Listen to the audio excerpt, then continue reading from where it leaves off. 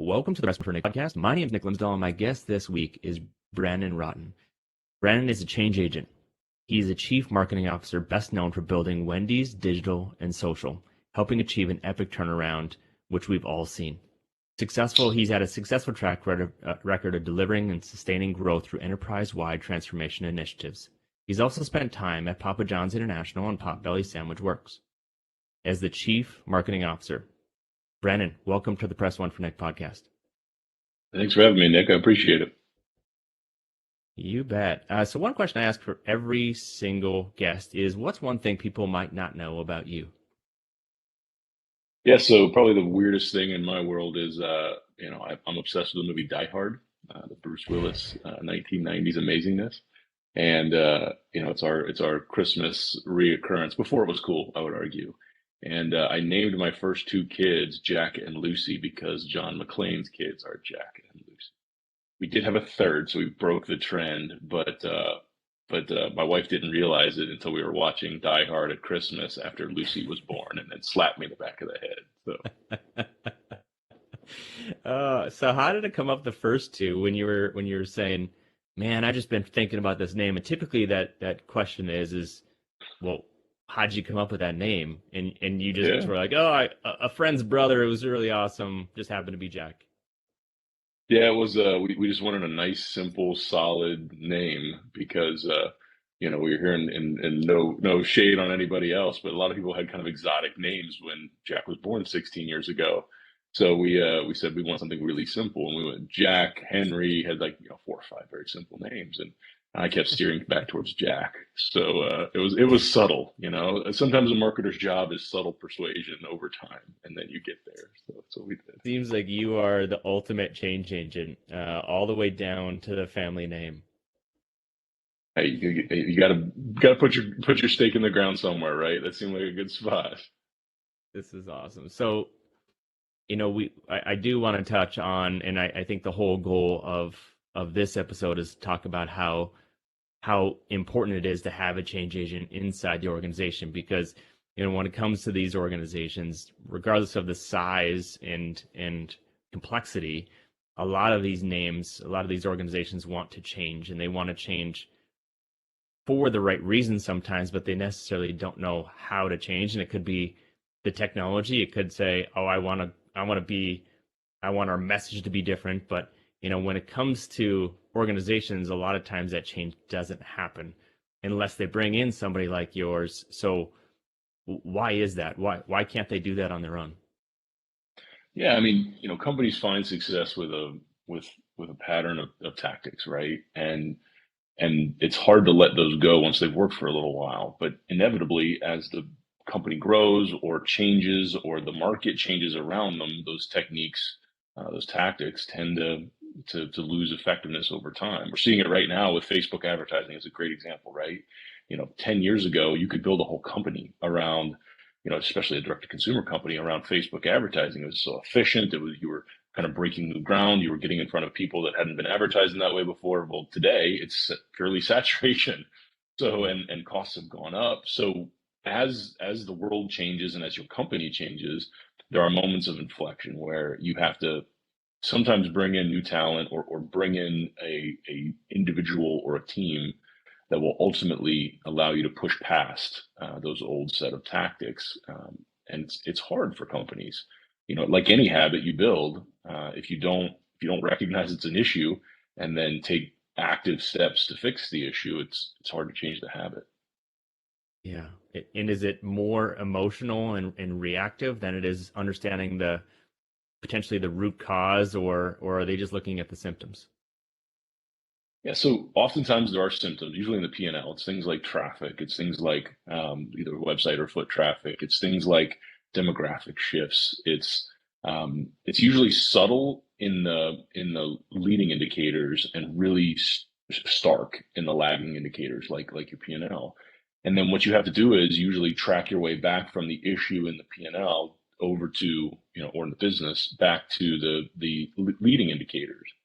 And I think the reason most companies don't spend the time to either identify the problem in the leading indicators or spend the time to actually understand the problem is they tend to go back to what worked.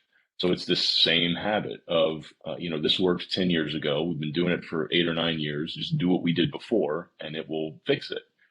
And there's this interesting sense of panic that begins to set in that you actually end up doing more of the same thing just faster and with more money instead of actually trying something different with enough duration that you can actually see whether there's a benefit to that change. So basically, you need someone with that's given some sort of authority to come in and make a change and given some time to see whether that change actually, makes a difference. Yeah. So, Brendan, you are that authority that's consistently come into organizations and disrupted them. And but how do you become that change agent? What questions are you asking them? Because as you're not as much as they're interviewing you, you are interviewing them to see if it's also a good fit. Is there questions you're asking them to see if they're actually willing to change? Yeah, I mean, first of all, you got to make sure they understand the problem, and if they don't, you got to make sure they're willing to get to the problem. And because change is inherently disruptive and makes people uncomfortable, you have to come at it with a lot of humility and a lot of willingness to listen and even try things they've done before, just in different ways. So you do ask a lot of questions, and usually it's about the problem. And I have found anyway, if you ask enough questions in the right way about the problem and get down to agreeing on the facts, because it is emotional. So if you can all agree on the facts that say, traffic is lagging, and the reason traffic is lagging is we're pulling in a target that is no longer buying this sort of product or service at the same frequency they did 10 years ago. So we agree that this is an issue. We can't keep targeting this same group of people. So that means we need to target a different group of people. So let's do some homework to understand what the right group of people is. So I have found keeping emotion out of it as much as you can while being sensitive to the fact that it is very emotional usually is the best approach. But you have to remember, people's intentions are good. Nobody at a big organization wants the continued pain to persist in whatever the business metric is that's suffering. Everyone wants it to go away. It's just how you do it. When you get to a certain size that it feels risky to do something new. And it's interesting because as small companies, you're always doing something new. And then you get to a point where it's like, well, those new things we were doing are now just our habits. And then once they become your habits, you get scared to change the habits because it's not going to work anymore because it used to work forever ago. So I have found asking a lot of questions about the problems, agreeing on the facts, getting on the same page about the facts. And then, while you're doing that, having some sensitivity to the fact that this is a big deal to folks who've been in the organization for years or decades, leads you to agreeing to facts in a way that usually everyone is comfortable with. That doesn't make it any easier when you start to implement the change, though.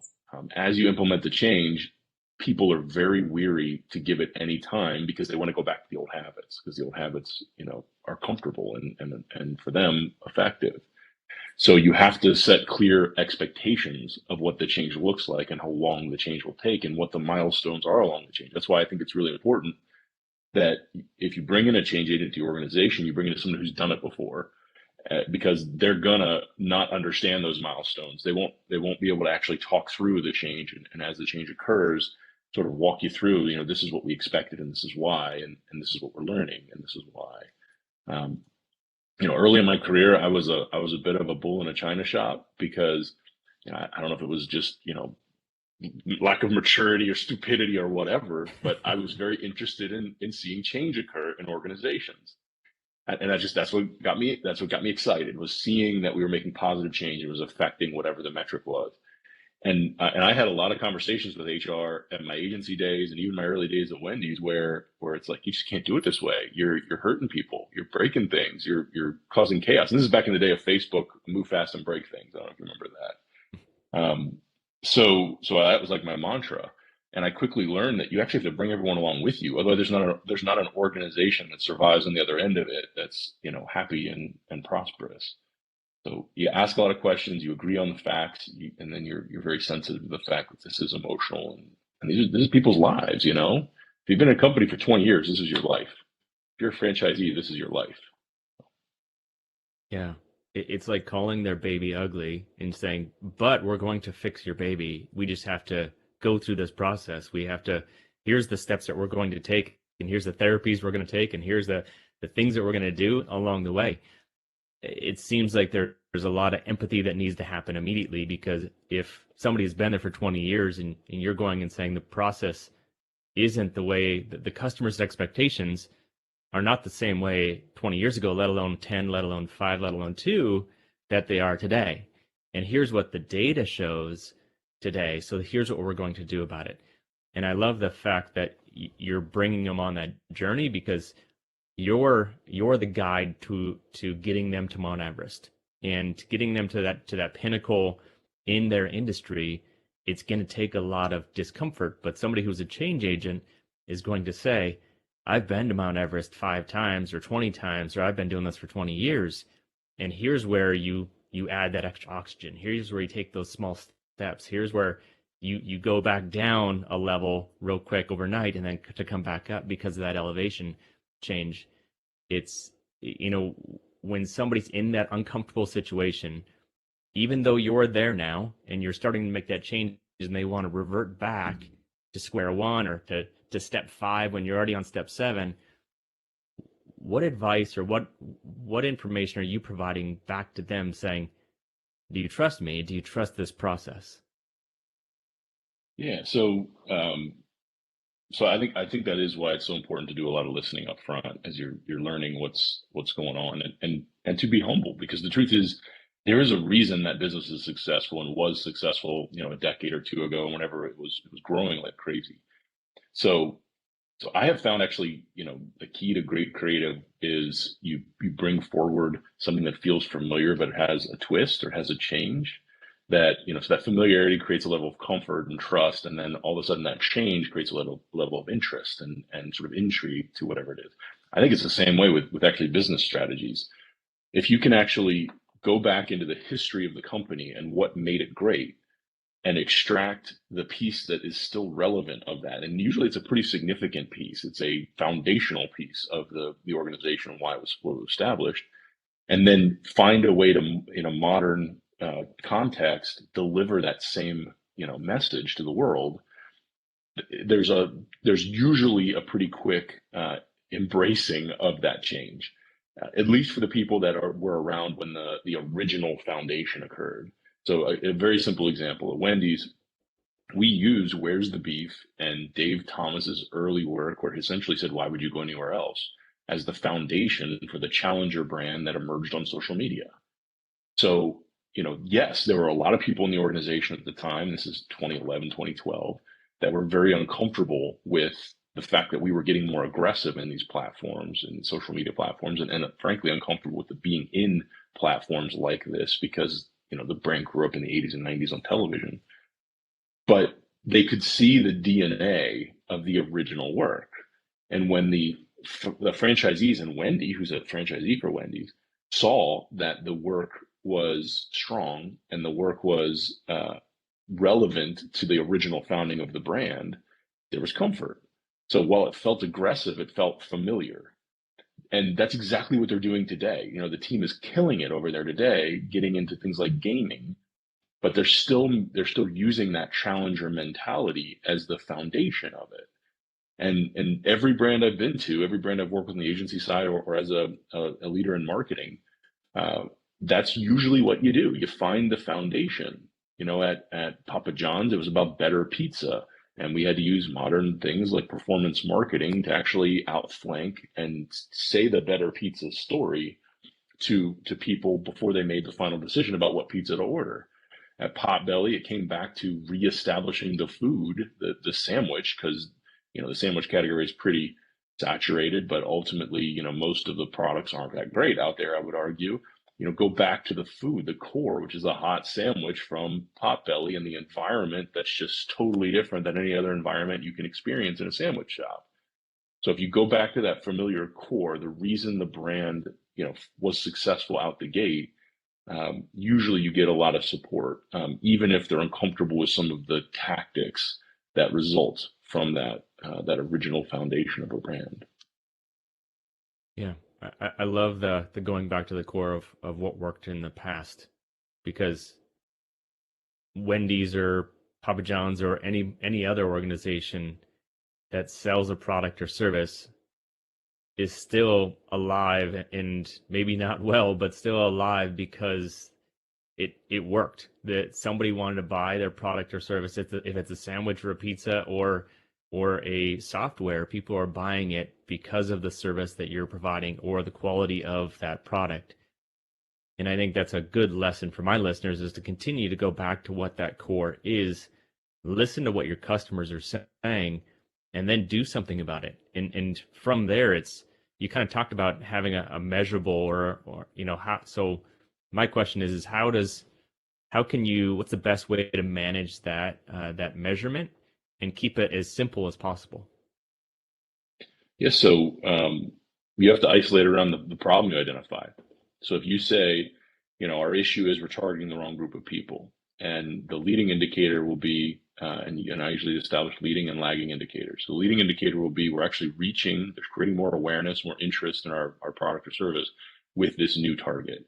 That's your leading indicator, and you can measure that through a million different tools that give you a sense of whether or not you're reaching and influencing the decisions of that target.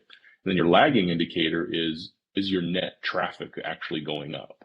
Because ultimately you don't want to, forsake the old group. The old group you want to keep. So you use CRM systems and relationship building with the previous target to keep that traffic while adding this incremental traffic. So you start your first, 6 months or so of actually putting the thing in the world. You see those leading indicators, and then the lagging indicators start to trickle the right direction.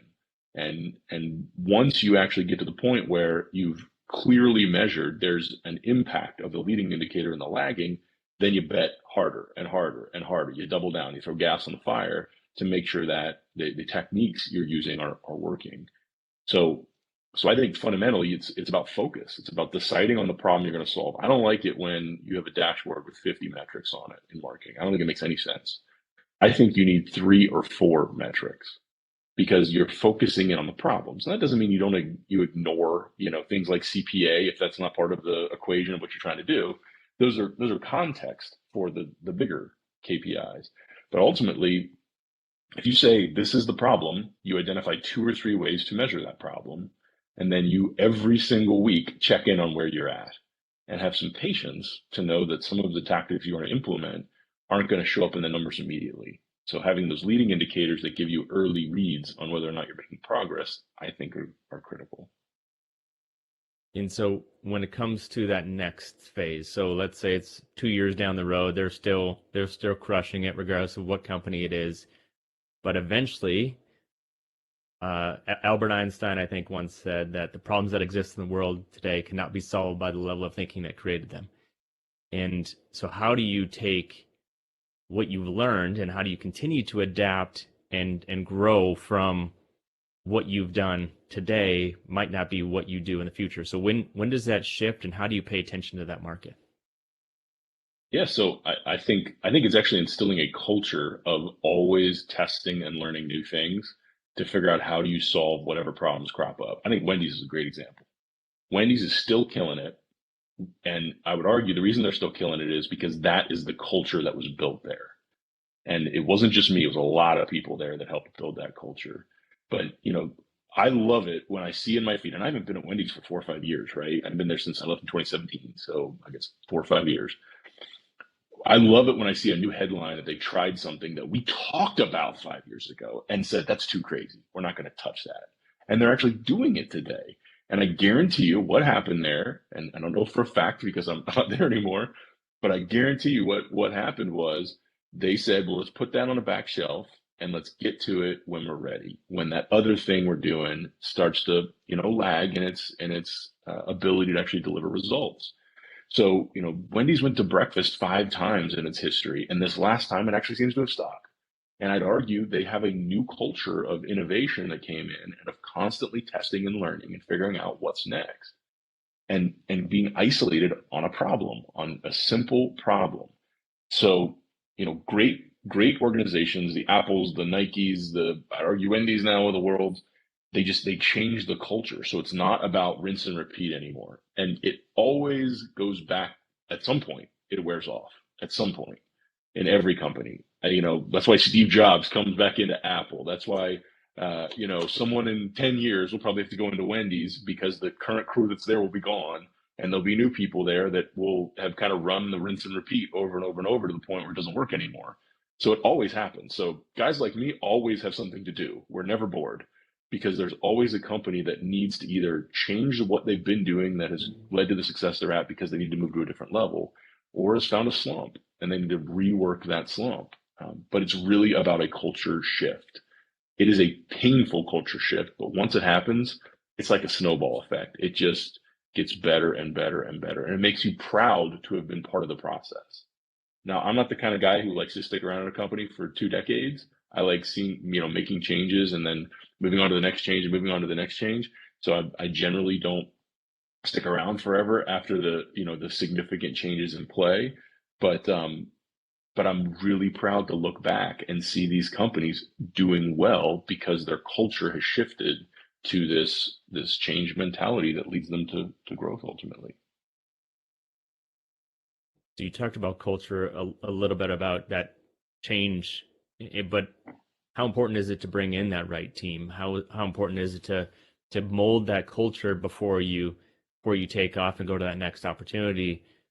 Because if you don't bring in the right team, from my perspective, it seems like it's going to crumble because they're uncertain and they're going to be going to revert back to that emotional or reactive.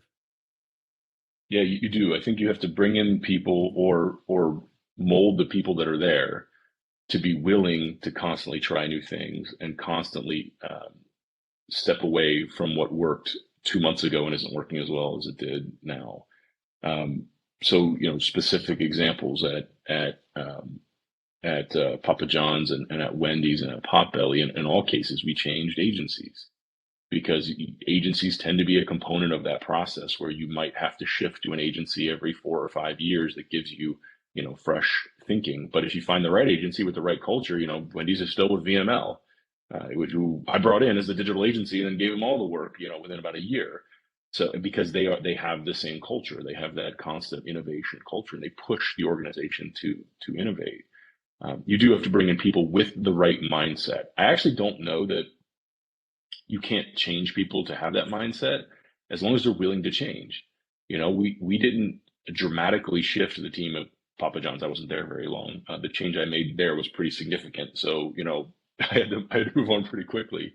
But at Papa John's, we just set the culture up to be ready for it, I think.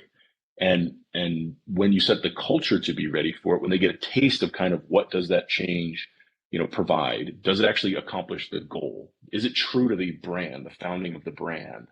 Is this okay for the culture to embrace the idea that we're going to try new things, every few months because that's what it takes to really establish long-term success?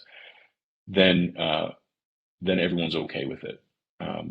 But there's always holdouts. There's always people that you might have to either change the person or change the partner, or change the mindset, which is usually the bigger thing is change the mindset.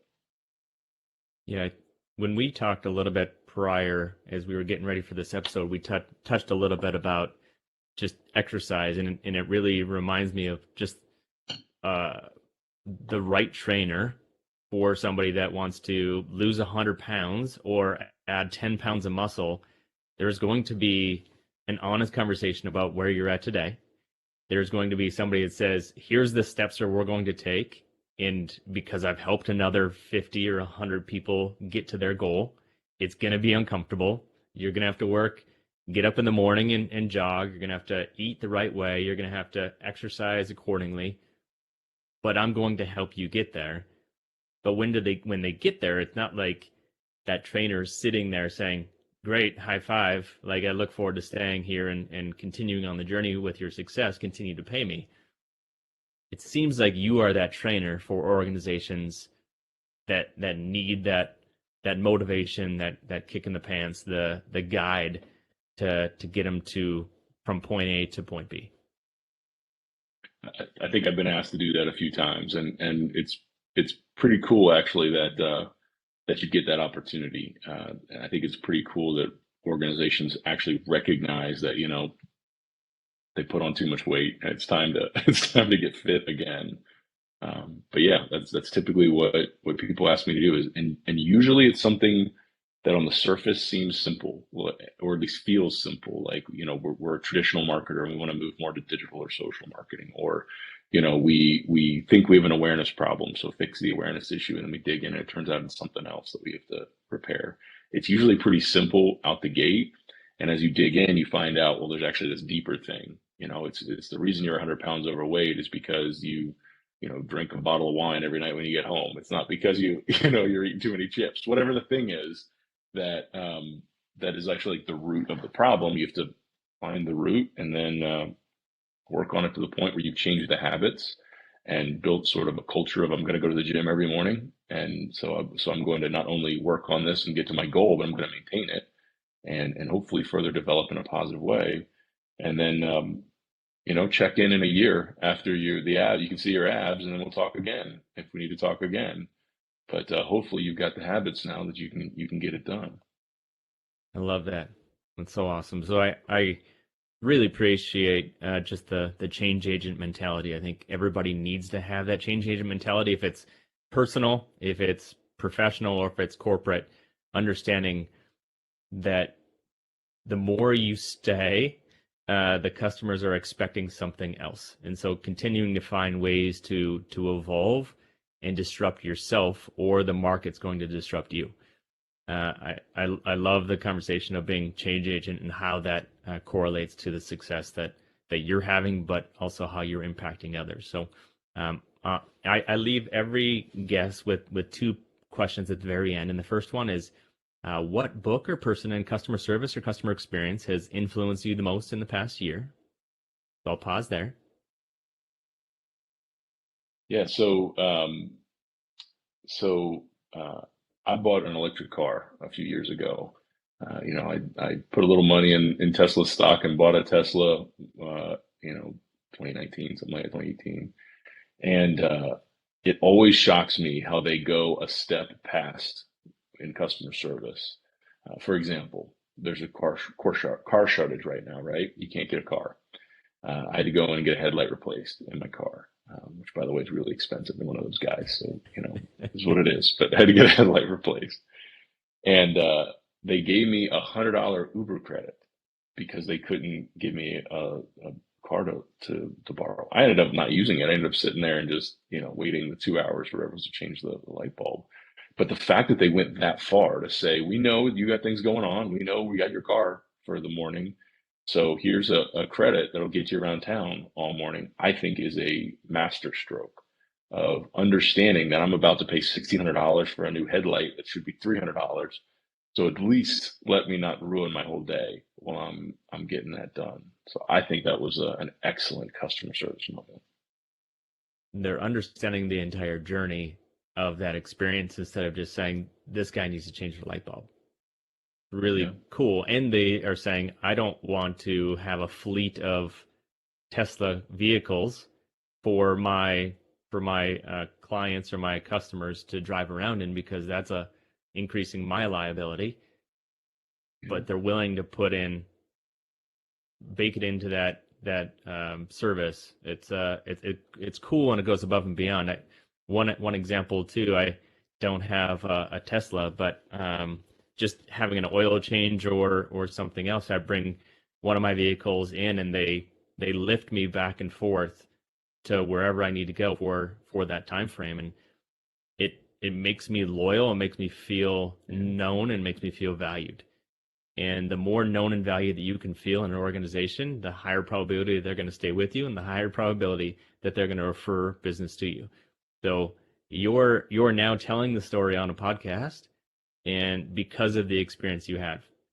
Think of the other 100,000 people who have had that exact same experience. Yeah, it's amazing. And I think it is truly recognizing what's important to that person at that moment. And yeah, they probably are spending millions on Uber credits. But ultimately, they probably would have spent tens of millions or lost tens of millions, not be able to sell cars, because instead they're sticking them on the lot. They do have some loaner cars there, but but I think it was really, really smart. And I know it made me not hesitate to get my car in for service because I know I can get the other things done I need to get done that day because they're going to take care of me. Very cool. Find ways to reduce friction. Great. So the second Thanks. one that I got is if you could leave a note to all customer service professionals, it's going to hit everybody's desk Monday at 8 a.m. What would it say? Yeah. So marketing's job is to make a promise. Operations, customer service, almost every other facet of the organization, their job is to keep the promise. So know the promise of your organization and make sure you're keeping it. Because fundamentally, if the experience falls off after trial, after that first touch, after they show up the first time, you can't actually build a brand that can sustain itself. So know the promise of your company and keep it, because that to me is the fundamental thing that has to happen in every organization after marketing does its thing to make everything work. As sound advice. Keep your promises that the organization makes. Brandon, what's the best way for my listeners to connect with you, to follow you, to come have you talk at an organization? What's the best way for my people to follow you? Yeah, so you can find me on LinkedIn. There's not many Rhoten, so Rhoten, Brandon. That's one way. I do have a little website that just talks about some of the work my team's done, boringkillsbrands.com. So if you want to jump out there, you can send me a note from there or see some of the work out there. But LinkedIn's probably the cleanest method to come find me. It's awesome. Thanks so much, Brandon, for your time, and looking forward to the next organization you jump into and change their culture and how they're impacting the customer experience. Great talking to you, Nick.